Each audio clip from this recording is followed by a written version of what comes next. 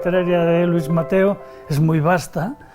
Creo recordar que son unas 42, 44 novelas, 2 libros de poemas y por lo tanto el resumen sería que es un fabulador extraordinario. Es un hombre que domina el lenguaje como pocos en España, que tiene una gran perfección en los diálogos de los personajes y sobre todo es un gran fabulador, es un gran inventor de historias.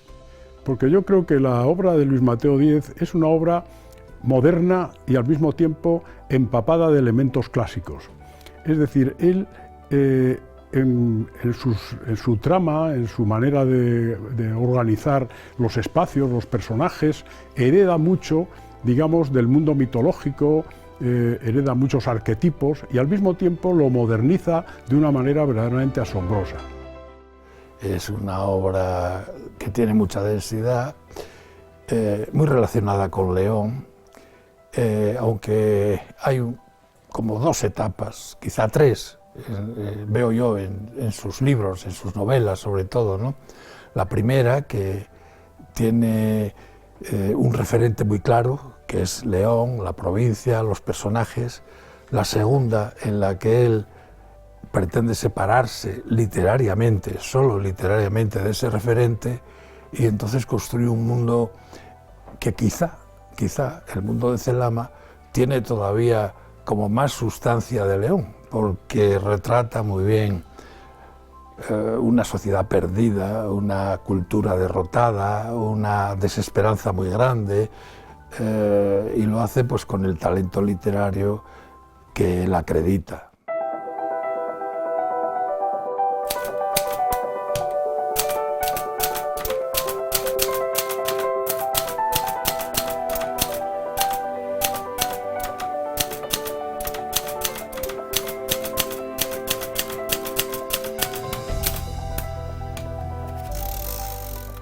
Bueno, la literatura no es una parte de mi vida, podría decir perfectamente que es mi vida. Tal vez el hecho de tener uno algún tipo de conciencia de la fragilidad de lo que somos, también poco a poco, según vas creciendo, de lo poco que la vida da de sí, el enfrentarte con ella, y a lo mejor una ambición de vividor. ¿Sabes? Una ambición de vividor, que puedes tener momentos desvariados en tu adolescencia, en tu juventud, y un poco la frustración que contrae eso. Desde esa conciencia hay una frustración de que tal vez la vida no da todo lo que uno le pediría. Eso se puede encontrar en el arte en general, ¿eh? Yo tengo la conciencia de que el arte está profundamente comprometido con la vida, fundamentalmente con la vida. Y es otro ámbito de la vida, pero es vida. Yo no es que sea un espejo de la vida y del destino que vamos teniendo, sino de la intensidad de vivir. Bueno, yo eso lo encontré en la ficción, primero como lector, obviamente, lo encontré viendo cómo yo podía entrar en mundos imaginarios y conocer gente, conocer personas que no están en la realidad y que tienen, sin embargo, una dimensión de poder vital y de conciencia y de ideas tan profunda como la que hay en muchos de los personajes de la historia literaria, y eso, y una cierta inclinación a contar. Yo era un niño que contaba, me fascinaban todos los que me contaban cosas, y ese es el destino, yo creo, y el sentido. ¿Bien? Ese es el punto en que está mi compromiso con la literatura, que es vivir en lo imaginario lo que no puedes vivir en lo real, pero que está perfectamente comprometido con lo real y que te hace tener un conocimiento más complejo de lo que somos.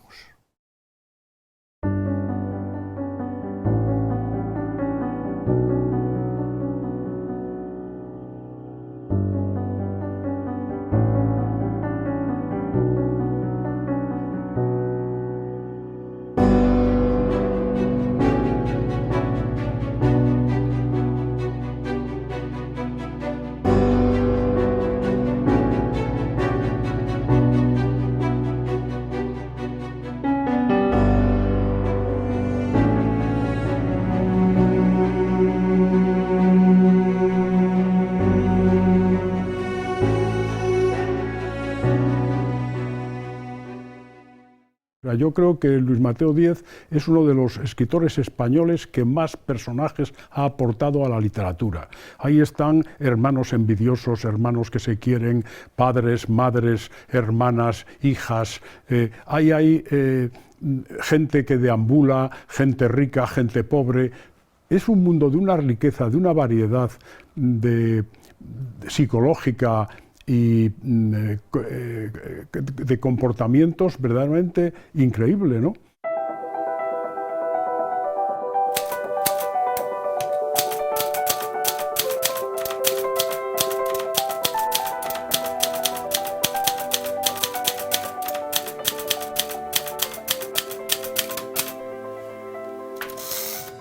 Hubo un momento, empecé a escribir, era un niño escritor, en fin, lo cual puede parecer casi una cosa un poco temerosa, ¿no? No era en ningún momento aquel repelente niño Vicente, era un niño esquinado y especial, imaginativo, y que se ve que tenía, no sé, una idea reconcentrada de las cosas, ¿no? Bueno, eso hace que yo comience a escribir sin ningún tipo de planificación, pero sí con una idea enseguida, en el joven que fui, de búsqueda un poco de destino de la escritura, ver para qué servía, eso que comentaba antes, y el cómo y de qué manera. Entonces enseguida, casi desde el arranque de mi primera novela, después de muchos cuentos, Las estaciones provinciales, bueno, yo sentí la necesidad de escribir una novela que tenía un espacio geográfico concreto. La ciudad es innominada, pero bueno, es León, con todo, con sus calles, el León de los años 50, y además había, por mi parte, una especie de indagación casi lingüística en las cosas, en cómo, no ya en cómo se hablaba, ¿no? En qué expresividades había, en qué coloquialismos había un poco de lo que es la propia conciencia también de la vida. Eso a mí me abrió, primero la novela despertó mucha curiosidad, y era un hito también que alguien se revelara como escritor en un espacio provincial, ¿no? Bien. Luego yo vi que necesitaba un territorio personal, ¿eh? Eso lo supe enseguida. Y ese territorio personal, bueno, no estaba en la realidad estricta, ¿no? Era un territorio imaginario donde yo podía almacenar, contar todo lo que quisiera, y que allí ya el humus de ese territorio y sus atmósferas dieran ya un clima de estilo y de conciencia de lo que para mí es el ser humano, la condición humana. Bueno, pues sí, eso enseguida lo abrí. Ya La fuente de la edad tenía algo de eso, y las novelas que vinieron luego asentaban ya eso. Yo necesité lo que llamaba una provincia imaginaria. Encontré una buena esquela al decir la provincia en Elías Canetti, como la provincia del hombre, y entonces yo pensaba una provincia imaginaria, bien, como del noroeste, pues convenía que tuviera una ubicación. No era un trasunto exacto de León, porque yo huía de la realidad, pero tenía eso. Y en esa provincia hay muchas ciudades, que llamo ciudades de sombra. Son ciudades antiguas que devinieron en viejas, con un pasado un poco como de esplendor caído, mucho patrimonio artístico. Bueno, el trasunto desde luego de mi tierra está ahí, sin duda alguna, pero bueno, eso transformado, porque yo estaba más en una herencia un poco abstracta, ¿no? Un poco kafkiana también, y luego en mis derivados en una herencia de la literatura del absurdo. Están esas ciudades de sombra, y salen en todas mis novelas, se repiten mucho, van por aquí o por allí, y en el suroeste de esa provincia había una comarca a la que yo dediqué, diríamos, una atención monográfica, el reino de Celama. Celama era una comarca en el suroeste de esta provincia del hombre, de esta provincia imaginaria, y bien, le dediqué tres novelas. Lo del reino de Celama, bueno, es un intento de indagación sobre el declive de las culturas campesinas, en fin, tiene muchas connotaciones y muchas cosas. Y esa Celama irradiaba un poco, era como la memoria antigua de todo ese mundo de esa provincia que se fue haciendo cada vez más fantasmal, más fantasmagórica, más irreal, y que hoy día la verdad es que tiene ya un desarrollo simbólico, metafórico y también un poco abstracto, ¿no? Hay un tiempo sin tiempo, pero yo sé que diríamos que tengo muchos lectores de mi tierra que son como lectores privilegiados en ese sentido, que pueden entender algo que está más allá todavía. Ellos sí que pueden percibir latidos, emociones, luces, sombras, que en fin, que están en su memoria. Pueden decir, Luis Mateo aquí ha revuelto algo que es de todos, pero él se lo ha llevado a su conducto y ahora ya no se sabe de quién es. Yo tenía ese concepto muy universal de todas estas cuestiones. Y bueno, y a eso se añade, es verdad, diríamos, un fuerte compromiso vital con el territorio de mi infancia, con el territorio real de mi infancia, que es el Valle de la Ciana, sí.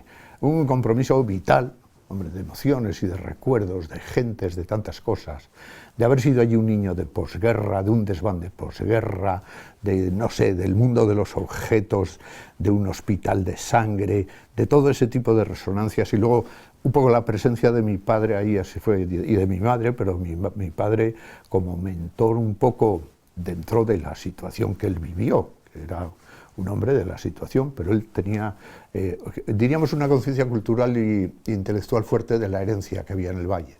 Claro, la herencia del Valle era la herencia de la institución libre de enseñanza, era la herencia de los grandes pedagogos, pues eso, de esa España institucionista, Sierra Pambley, alguien que hizo allí una donación y una fundación importante.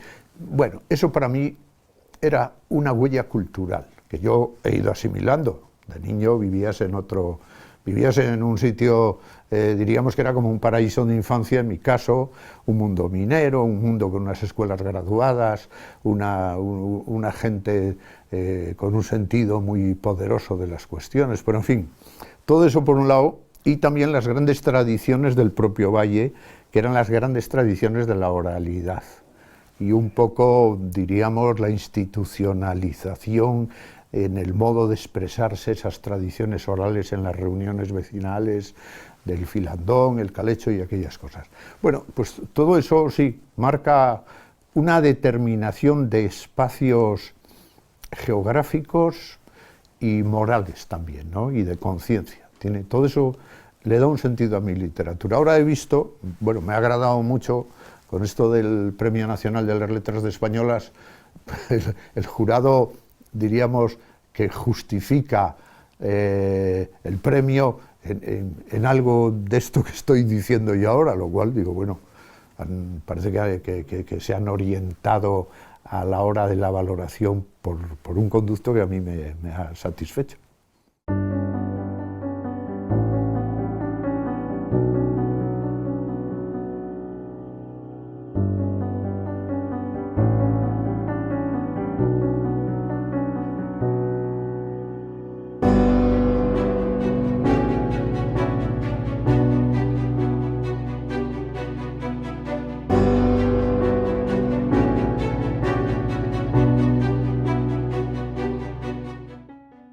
Un año, debió ser en el año 59 o 60, la Diputación de León convocó un premio de relato y otro de poesía a nivel de la provincia. Y el premio de relato lo ganó José Antonio Llamas y el premio de poesía lo gané yo, y los dos éramos seminaristas, totalmente desconocidos. Cuando un año, el día Viernes Santo, apareció Luis Mateo en el Seminario Mayor preguntando por los poetas, por Ángel Fierro y por José Antonio Llamas. Y venía con una botella de brandy y una tarta, unos pasteles. Y nos bebimos a morro la botella de brandy completa y nos comimos los pasteles. Era el día de Viernes Santo, y mientras todos los seminaristas estaban en la capilla rezando los oficios, nosotros cantábamos a voz en grito Asturias, patria querida, ¿no? Pues a partir de ahí ya conocimos a Luis Mateo, que no sabíamos quién era. Resulta que era el hijo del secretario de la Diputación. Y Se unió Agustín Delgado inmediatamente al cotarro y ya habíamos sacado en el seminario menor otra pequeña revista literaria que se llamó Gritos de Guitarra, y dijimos, ¿y por qué no sacamos una revista nueva? Porque lo que están escribiendo estos señores de Espadaña no nos representa de alguna manera. Y claro, ahí caímos en las mejores manos, porque Mateo, Luis Mateo, a través de su padre, consiguió que la imprenta de la Diputación nos prestara los talleres para editar la revista, si no, no hubiéramos podido hacerla. Era una revista no pretenciosa, sino un taller de aprendizaje y de amistad.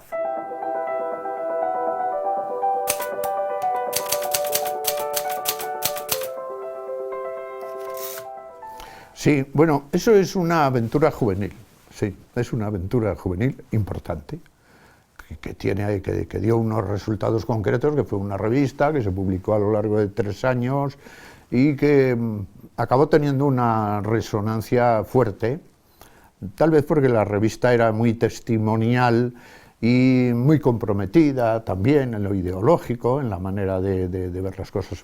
Pero la experiencia de Claraboya creo que es la experiencia de unos jóvenes. Yo además hay un elemento extraño, muy comprometido en la amistad con Toño Llamas, con Ángel Fierro y con Agustín Delgado, tremendamente comprometido con los pintores, con Higinio del Valle, con mi hermano Antón, con Javier Carvajal. Éramos un grupo, además, que la curiosidad es que éramos un grupo muy de allí que no estaba allí.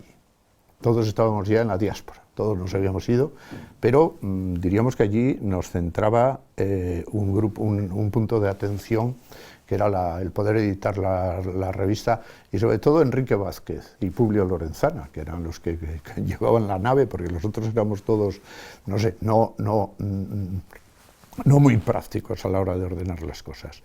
Bueno, como aventura juvenil es una aventura de aprendizaje, y yo creo que la revista vista ahora, yo creo que se ha analizado así, porque hay tesis doctorales y ha sido muy estudiada, y luego ha sido muy contrastada con otros movimientos poéticos que hubo de aquella, que tenían una dimensión muy distinta, como los novísimos, pero bueno, bien, todo eran expresiones de época muy interesantes, muy interesantes.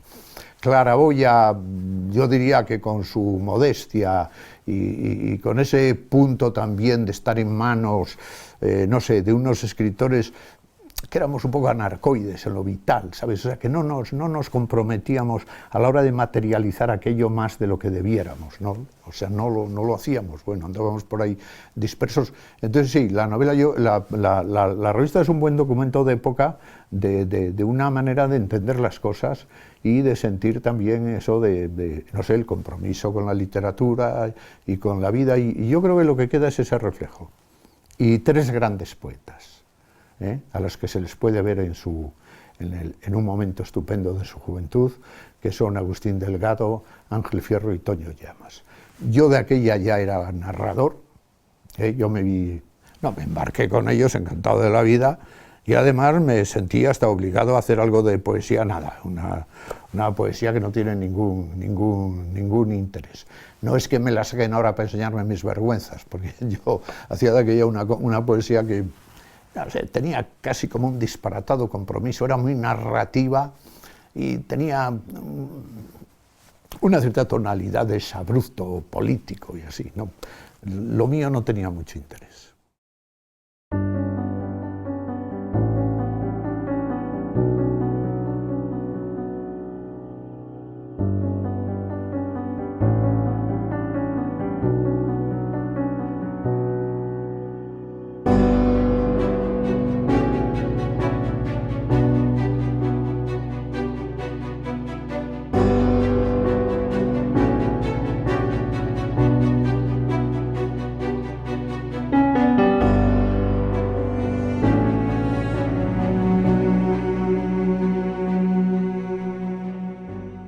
Mateo es, en el mejor sentido de la palabra, bueno, una buena persona, un hombre sencillo, es un hombre cabal, es un hombre enormemente trabajador. Yo recuerdo la frase de Luis Mateo, que siempre decía, mi aspiración máxima es juntar 2 palabras por primera vez, ¿no? Bueno, ha juntado muchas más de 2, ¿no? Y siempre con gran autoridad.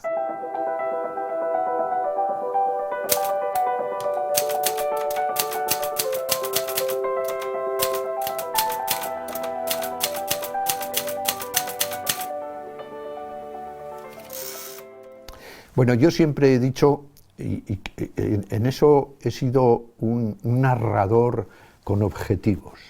O sea, siempre he sido un narrador bastante consciente, con una conciencia del trabajo y de la escritura, diríamos, con una lucidez para seguir un camino, para llegar a algún sitio que no era una previsión que yo pudiera hacer, pero aquello tenía que avanzar. Entonces hubo un momento en que empezó a haber novelas de llegada. Antes había novelas, diríamos, de camino. Bueno, pues ahí estaba La misma fuente de la edad, que fue la novela que más diríamos que más éxito de lectores tuvo y que se tradujo muchísimo y ha hecho muchísimas ediciones, todavía se sigue editando y leyendo y demás. Eso era punto de partida todavía, El expediente del náufrago, esas novelas que van jalonando y demás. Puede que el punto de llegada estuviera en Celama, ¿no? Sí. Celama tiene un esfuerzo, es una trilogía, tiene un esfuerzo grande de escritura y además diríamos que sí que había ahí un proyecto de ambición. Era no solo contar ese mundo mío personal que iba teniendo sucesivos pasajes en distintas ciudades de sombra, sino que allí había también un proyecto. Sí, era un proyecto, era una idea también de ver el declive de la cultura campesina, algo que, bueno, en León se había vivido con mucha intensidad y yo lo había vivido eso también en el páramo con mis padres. Mi padre tuvo la idea de tener una pequeña finca en el páramo.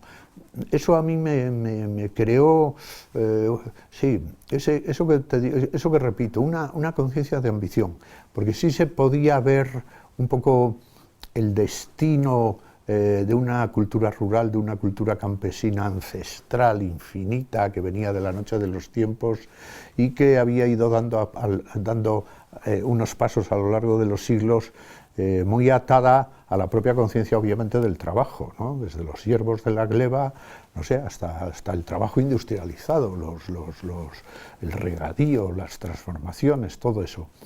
Todo eso visto hacia atrás, yo lo enfocaba en los cementerios de Celama y había muchísimos seres que habían vivido en tiempos distintos y que tenían allí las lápidas. La novela tiene ese destino, el total tiene ese destino lapidario para acabar cerrándose en un regreso actual de un viejo que había ido allí cuando era niño y que ahora vive en Madrid o vive extraviado y hace una huida a través de un cierto Alzheimer, hace una huida sin destino al encuentro de aquella Celama imposible. Bueno, pues sí, tal vez en Celama hay un punto de llegada. Eso tal vez se podría jalonar en lo que fue Camino de perdición, una novela que marca en mi carrera de escritor un momento muy especial, sobre todo en la manera de escribir y de estructurar la materia narrativa. Y luego, bueno, hay una novela que se considera como una de mis novelas más importantes, que a mí sí, me costó y la hice con mucho gusto y esfuerzo, que es Fantasmas del invierno. Y luego ya avanzando mucho, bueno, hay una novela que es un esfuerzo de escritura excesivo, tanto que yo creo que ni siquiera se vio en su totalidad cuando apareció, que es el paraíso de los mortales.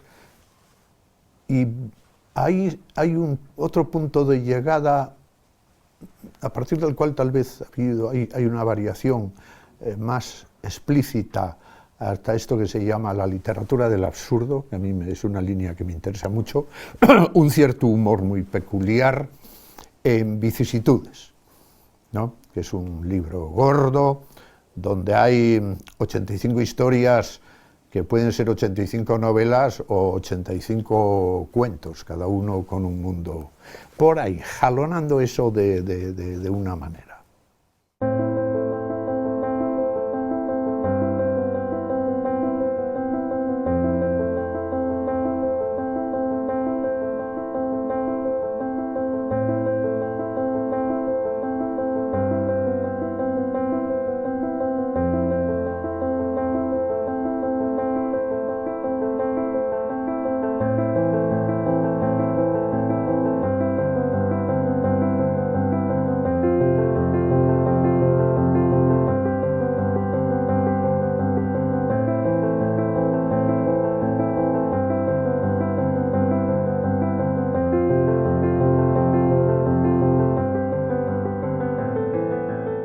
en día dándole vueltas a la narración oral, que es tan importante en la obra de Luis Mateo, porque yo creo que Luis Mateo ha convertido la oralidad en un elemento técnico literario importantísimo. Pues, oye, y esto del filandón, él había conocido filandones, yo también había conocido algún filandón, entonces Luis Mateo, Juan Pedro Aparicio y yo inventamos el filandón, que dio origen, bueno, hay un librito, Palabras en la nieve, pero también es fruto de la amistad. Luis Mateo es una persona cercana, carece de toda petulancia, es una persona afable, es una persona que te ayuda, y bueno, esa sensación, esa relación de amistad, yo la tengo con él como algo entrañable a lo largo de la vida, ¿no?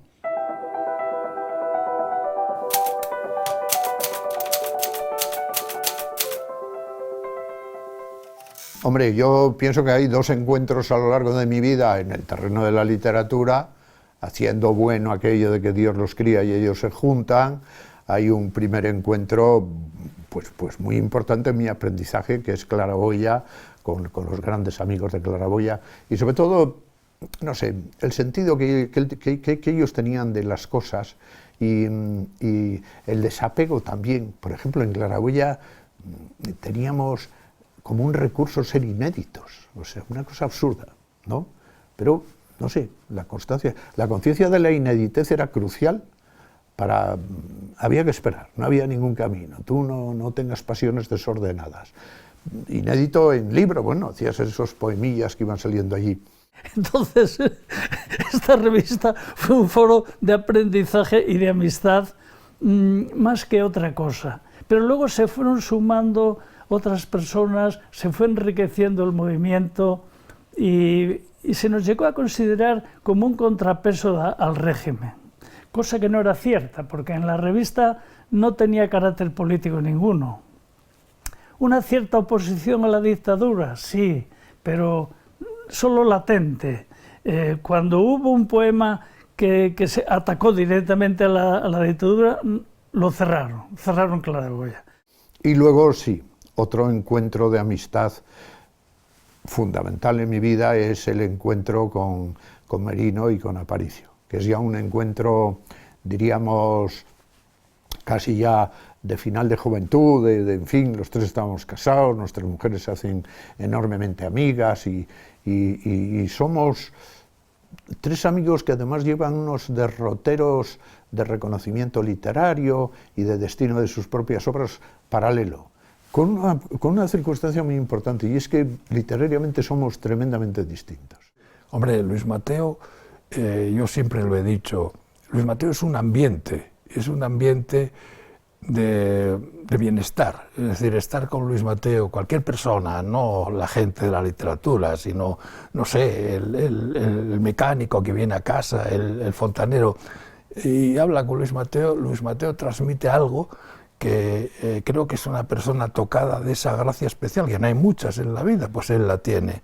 Es un estado de bienestar, él nunca te apabulla con sus cosas, nunca te pincha con nada, y siempre sabe el crear ese calor humano, agradable, que es lo que uno más desea para estar en la vida, ¿no? Y esa gracia la tienen muy pocas personas, pero Luis Mateo la tiene, y además en abundancia.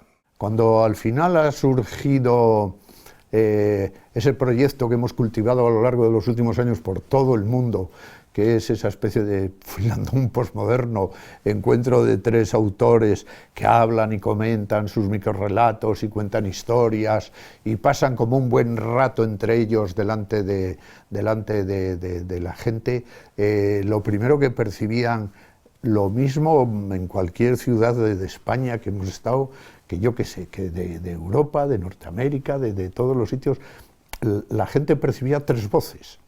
No solo tres mundos narrativos, que es verdad, que son concomitantes, pero muy dispares. O sea, cada uno tenemos una obsesión muy especial. Yo creo que eso ha ayudado mucho a esa convivencia literaria y a ese refrendo o esa intensidad en la amistad. Un amigo extraordinario. Yo lo conocí a finales de los 70. A veces a mí me han incluido en el grupo Claraboya, es falso, yo no lo conocía en León, lo conocí en Madrid. A finales de los 70 establecimos relación, bueno, y a partir de ahí pues surgió una comunicación extraordinaria, personal, literaria, etcétera, ¿no? Y además una colaboración que nos ha permitido hacer muchas cosas juntos, porque, bueno, pues por ejemplo, el Parnasillo Provincial de Poetas Apócrifos, que lo tengo por aquí. Bueno, pues esto, recopilado por Agustín Delgado, Luis Mateo Díez y José María Merino. Esto es fruto de la amistad, no es de otra cosa. Son esas ideas que se nos ocurrían, vamos a hacer una colección de poetas, etcétera. Y es curioso porque luego las tres voces, en las voces reales también lo son, ¿sabes? En la voz. O sea que también fonéticamente diríamos que somos tres personas muy distintas pero que unifican.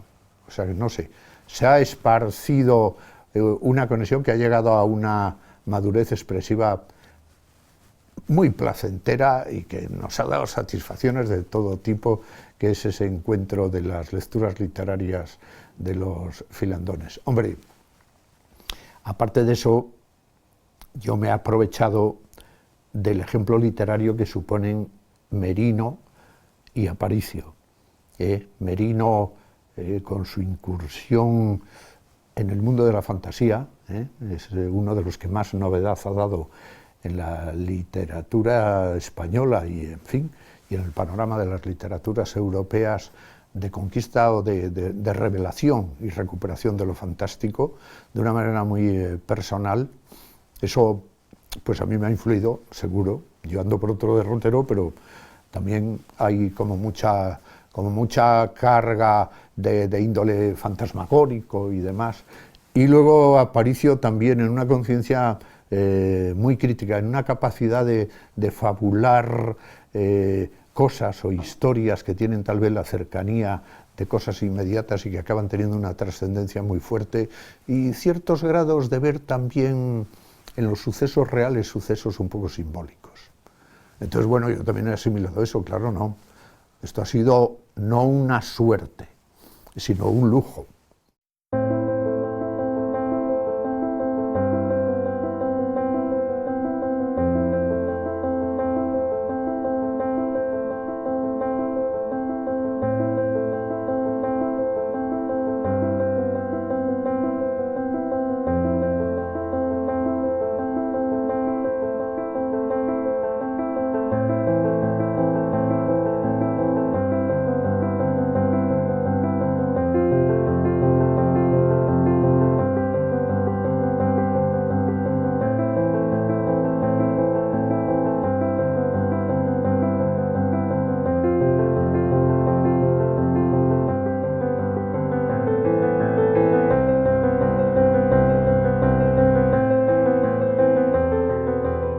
Ricardo Goyón pues fue un regalo que nos hizo la providencia de la mano de Dámaso Santos, que era el director literario del Diario Pueblo, del suplemento cultural del Diario Pueblo, donde un día Sabino Ordaz le pidió colaborar allí y él le cedió una página semanal. Entonces aquel Sabino Ordaz era una creación de nosotros tres, de Merino, de Mateo y mía, y era una especie de taller literario vivo, es decir, que nosotros en nuestras conversaciones siempre hablábamos de literatura, porque creo que ya Mateo lo ha sabido decir muy bien. En nuestro caso, la literatura y la amistad casi eran una y la misma cosa, es decir, que nos unía una amistad muy fuerte y un amor a la literatura enorme, y además en aquellos años en los que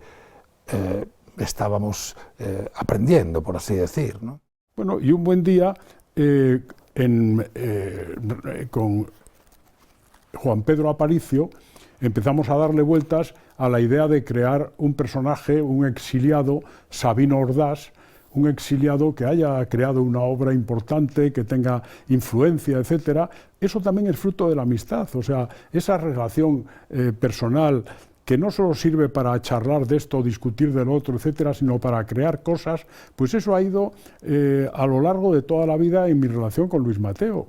y sigue siéndolo. Entonces, Dámaso Santos nos permitió escribir allí, dar vida a este apócrifo. Este apócrifo, Sabino Ordás, llegó a conocimiento de Ricardo Gullón, que entonces estaba en América, pero que recibía el suplemento cultural del pueblo, le gustó mucho y quiso conocerle.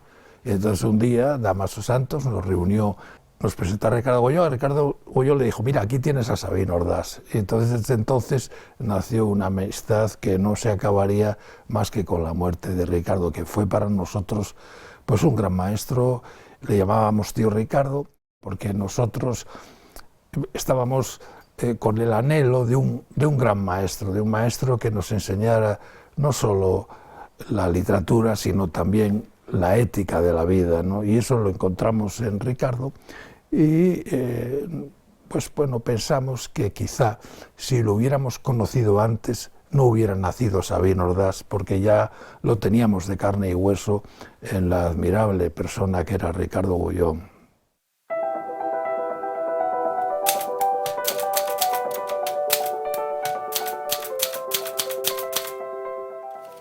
La Real Academia era, por obvias razones, un punto de llegada, pero no sé, un punto de llegada de prestigio, un punto de llegada muy especial, porque ahí eres requerido por una institución tan reconocida en todas las dimensiones y que tiene además un compromiso tan fuerte, con la institución que tiene más compromiso con la lengua, y con la lengua, claro, esparcida aquí en el otro lado del mar, ¿no? En todas las academias americanas y en todos los hablantes.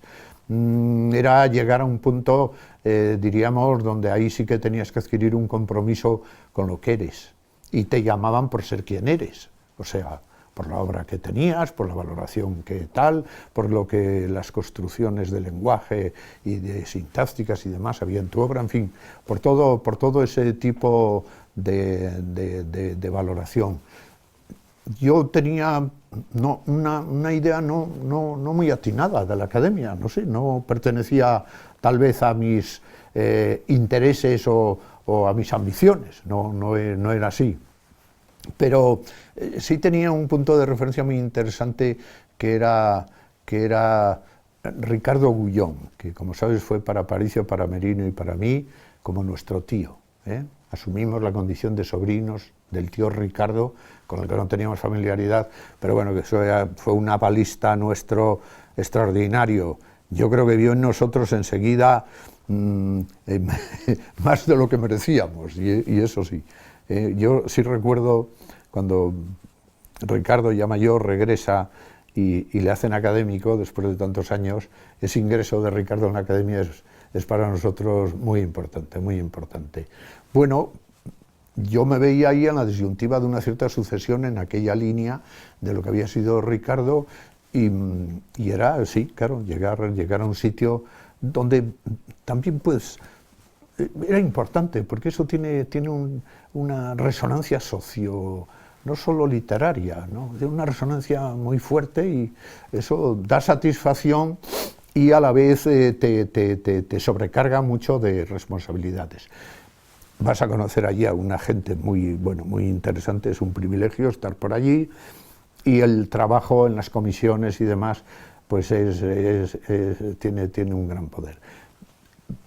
Supone también una reflexión sobre la lengua, sobre tu propio lenguaje, sobre tu propia manera de escribir, la aportación que hay más en la materia que en el espíritu, si entendemos la materia de las novelas como la materia verbal, ¿no? Eso supone también un reconocimiento de ese tipo, y cómo tu propia conciencia te hace ver algo de eso, y a lo mejor, bueno, hasta valorarlo, sin ponerte estupendo, ni decir que cómo soy, ni nada de eso, que eso son sandeces, ¿no? Pero sí, eso tiene. Y luego porque acabas viendo que la misión del escritor, del creador en la academia, donde están, como sabes, todos los aspectos de las lenguas, todo, vamos, aparte de lingüistas, lexicógrafos, oye, pues médicos, abogados, científicos, en fin, toda la gente que aporta desde su profesión o desde su cometido un aspecto de la lengua. No, pues es asumir también, y eso yo creo que te puede dar cierta seguridad en lo que haces, al ser referendado de esa manera, un poco la idea de que el escritor en la academia es algo así como un francotirador del lenguaje, ¿no? Hay una vertiente en lo narrativo, en lo ensayístico y en los poetas, ¿para qué te voy a decir?, ¿no? Hay una vertiente ahí de que en el lenguaje, como escritor, debes ir más allá de donde se va y jugarte el riesgo de ampliar la materia verbal con conquistas de todo tipo, oye, sabiendo que a veces tampoco tienen por qué ser absolutamente ortodoxas, ¿no? Hay un punto rupturista y esa manera de tener obligación de leer la lengua, las palabras, todo lo que tenemos que ir aportando en la academia con esa visión es muy enriquecedor, tal vez para lo que modestamente aportas, pero tiene una devolución para ti extremadamente enriquecedora. El día que leyó el discurso de entrada en la academia, que estábamos allí todos los amigos de Claraboya, le pedimos, cuando terminó el acto, de ir a cenar. Y nos dijo, no, hoy no puedo, porque no he escrito nada. Y yo, si no escribo una página, no duermo. Y se marchó para casa a escribir la página que no había tenido tiempo de hacer a lo largo del día. Esto no es corriente, ¿eh?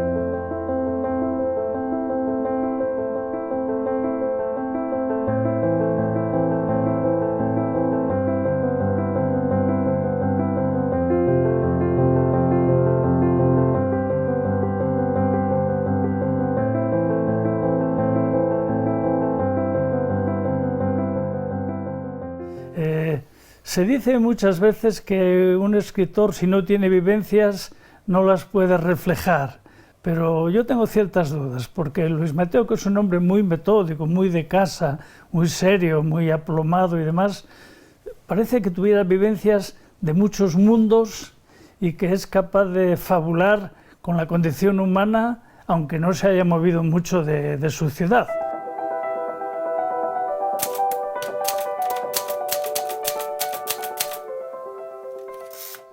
Diríamos que es un territorio de la intimidad, de lo familiar, en el que yo he tenido pues una suerte absolutamente extraordinaria e inmerecida. Bueno, de pronto, oye, todos tenemos una familia querenciosa, en la cual te navegas como buenamente puedes. Sí, en mi familia, claro, estaba el aval de mi padre, que era una persona muy especial, muy peculiar en sus gustos literarios. Él motivaba que hubiera una biblioteca en casa, no sé, que te pudiera orientar para que leyeras a los clásicos, para que leyeras a los grecolatinos. Él tenía además ciertas ínfulas de escritor, poeta, y sobre todo, bueno, la vertiente más interesante de mi padre está sin duda en lo ensayístico, jurídico, a partir de lo que es la administración local, la teoría de las comarcas. Es uno de los primeros que hace una teoría de las comarcas. Y bueno, en él hay un ejemplo, además era muy palabrero. Mi padre tenía siempre mucha fijación con las palabras y siempre que caminabas por él, por el monte o por ahí, le gustaba ver y decirnos y tal, cómo se llamaba cada cosa.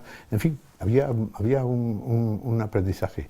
Luego mi padre, aparte de sus vicisitudes, en fin, generacionales, y del tiempo que tuvo que vivir, guerra y de todas esas cosas, claro, en él hubo un punto del que yo me di cuenta más tarde, pero que era muy importante, y es que mi padre era pariente de Adolfo González Posada.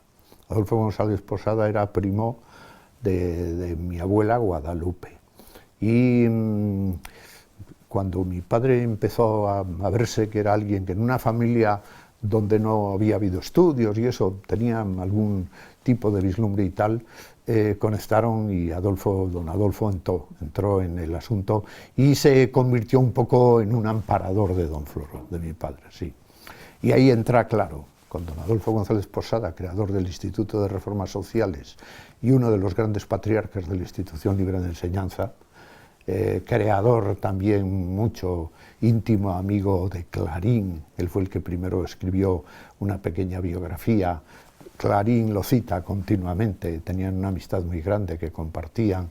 Bueno, todo eso matiza algo, ¿no? Eso es un privilegio que tienes en tu vida y que asimilas a través de tu padre, que tiene, bueno, pues esa, diríamos, algo que está en su sensibilidad y en su conocimiento de las cosas, y que da, como él termina en el Valle de la Ciana, bueno, da tal vez a su actuación allí como secretario del ayuntamiento, en fin, cosas ciertamente importantes para el Valle que allí se le han reconocido totalmente, ¿eh? O sea, mi padre fue persona, ahora ya te vas olvidando, se van olvidando, pero mi padre fue persona muy querida y un gran avalista de las cosas buenas de la vida en aquellos tiempos tan terribles como era la posguerra inmediata, ¿eh? Que había que jugarse allí muchas cosas, aunque bueno, como tú estabas en la situación, podías derivar, pero con problemas graves.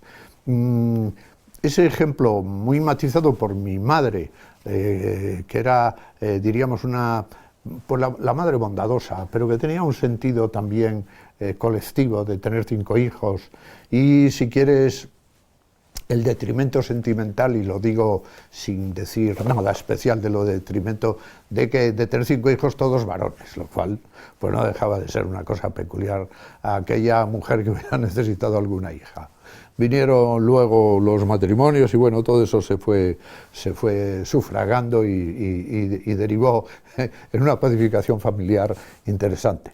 Y luego mis hermanos, 5 hermanos peculiares. Un hermano mayor, más fuera, más derivado al mundo empresarial, pero que tenía una aureola juvenil muy esplendorosa, era un hombre muy querido por las chicas, en fin, era maravilloso, Floro. Y luego Miguel, que deriva, enseguida escribe cosas, ensayos de literatura, y es alguien que tiene una conciencia muy didáctica de la literatura y de la enseñanza de la literatura. Se casa con Paz, que fue también una mujer de ese mundo, y luego Antón, que está en el mundo del arte y es un creador desaforado y demás, y luego Fernando, que está en el mundo universitario, o sea que pasas de las bellas artes un poco a lo que es la reflexión científica de muchas cosas, y está en el mundo de la historia de las ideas. Y por ahí, de esa raíz, vienen luego, es curioso, en esta saga de los 10, como dicen por ahí cariñosamente, Dios me libre, pues hay unos hijos posteriores. Antón tiene 3 hijos, bueno, la niña se murió, pero era una chica muy artista y una fotógrafa extraordinaria. Y los otros 2... Raúl, son cineastas, son hombres de la imagen, ¿no? Y bueno, pues han hecho el mundo en la publicidad de la imagen, han hecho cine, han tenido el premio Goya, en fin, son seres que circulan por el mundo. Y en el caso de mis hijos, pues lo mismo, está la tradición de la escritura, más derivada al pensamiento, pero también a la creatividad. Gonzalo ha publicado ya muchos ensayos, pues Jaime es también alguien que deriva por esos mundos. Hay una tradición curiosa. Hay una gran desgracia en para no contar solo veleidades, ¿no? Este terrible año que acabamos de dejar ha sido un año que nos ha dejado viudos a mí, a Antón y a Miguel. Y anteriormente había quedado viudo Fernando. Se nos han ido las mujeres. Oye, eso es curioso porque pero forma parte también de esta saga. ¿Sabes? Mi madre murió joven. Ellas han muerto todas jóvenes. Mi madre murió joven y pertenece también a la saga. Eso a mí me ha hecho reflexionar mucho. Y de modo indirecto se pueden rastrear cosas sobre vertientes sentimentales en algunas de en algunas de mis obras.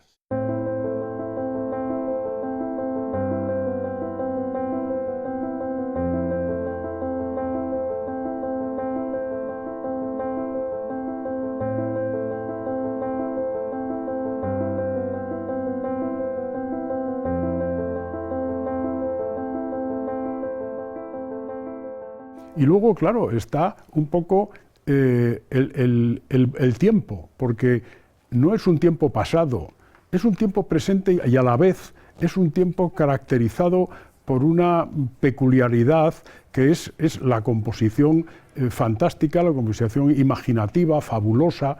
Es decir, yo creo que es uno de los escritores, de los grandes escritores de la literatura española y cuya obra estoy seguro de que va a prevalecer y a mantenerse durante muchísimo tiempo.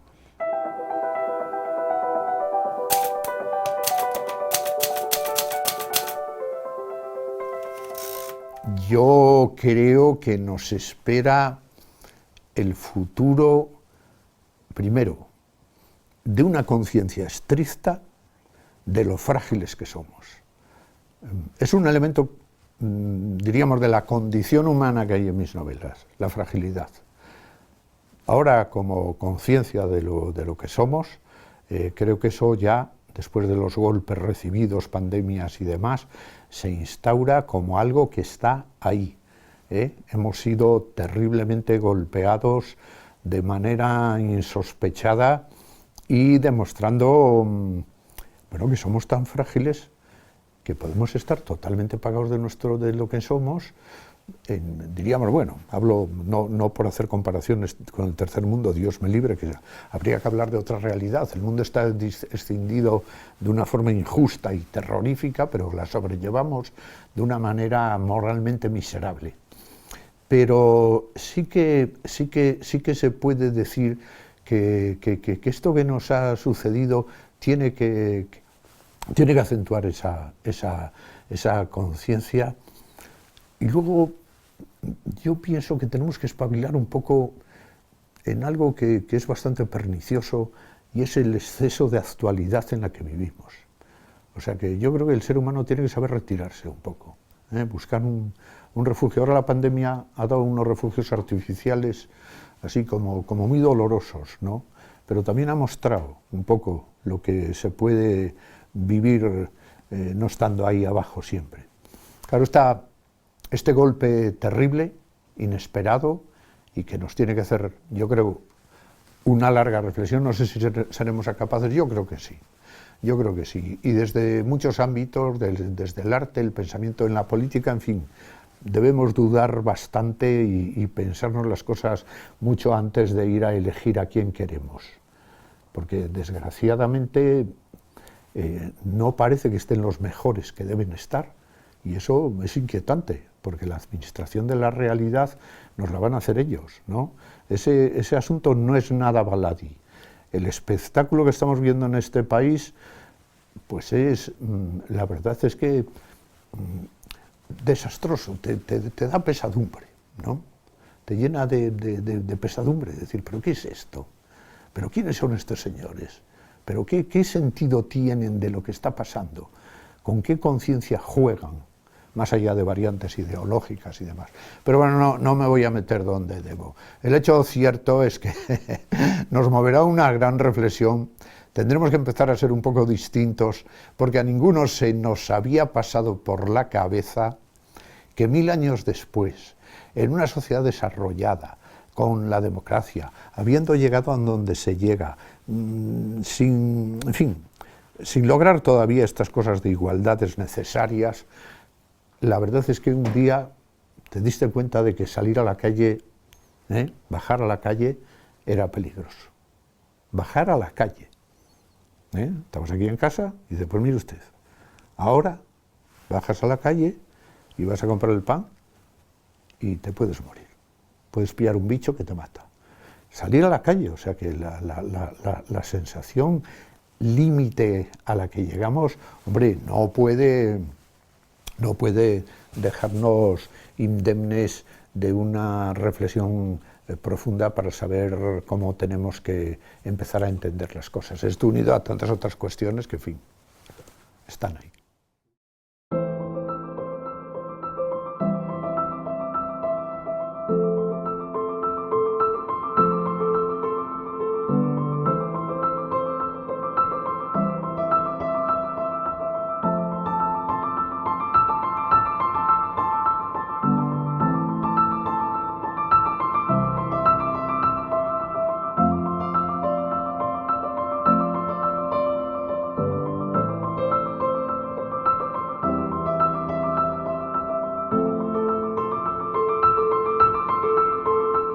Hombre, anécdotas, la verdad es que como hemos sido muy pesados, las podían contar nuestras mujeres, porque, claro, no podían huir de nosotros, pero sí de nuestras charlas que las apesadumbraban.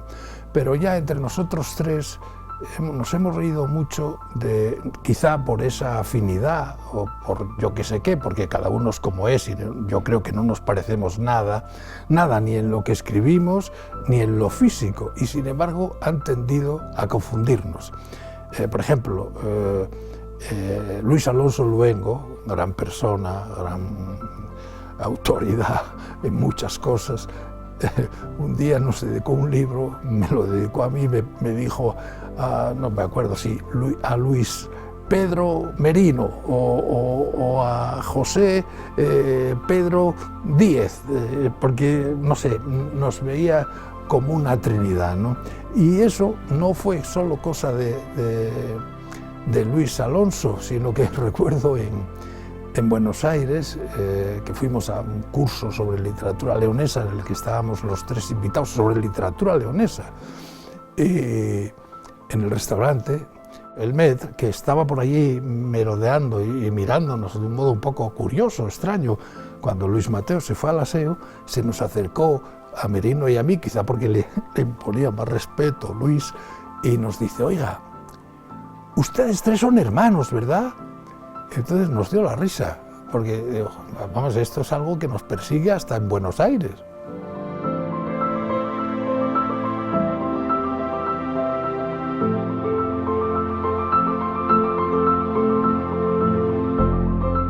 Y entonces dice Mateo, bueno, pues claro, mi padre dijo que se acabó la imprenta de la Diputación y tal, y además dijo Fraga que prohibida esa revista y tal, y mandamos un oficio al organismo competente, mandaron un oficio y no contestaron nunca. Y dijo Mateo, esto es lo que se llama silencio administrativo.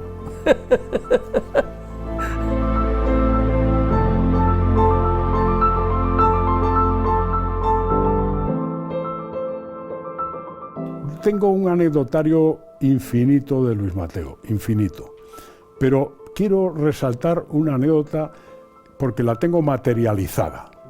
Un buen día la editorial me envió, ahora lo tengo encuadernado muy bien como debe ser, estas cosas hay que conservarlas como elementos artísticos, ¿no?